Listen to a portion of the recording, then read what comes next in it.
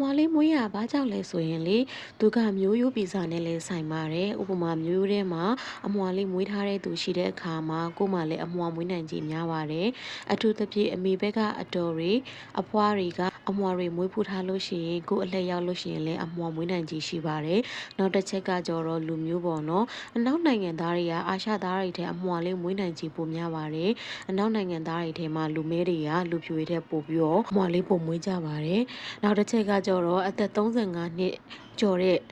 အသက်ကြီးတဲ့အမျိုးသမီးတွေရပါတော့သူကတလောက်ကိုတာဝါနှလုံးလောက်ကျွေတက်တာကြောင့်35နှစ်နောက်ပိုင်းကိုဝန်ဆောင်တဲ့အမျိုးသမီးတွေကအမွှာမွေးနိုင်ကြီးပလဲပိုများပါတယ်ရှင်နောက်တစ်ချက်ကတချို့ကပေါ့နော်တဲ့အိမ်ထဲမှာ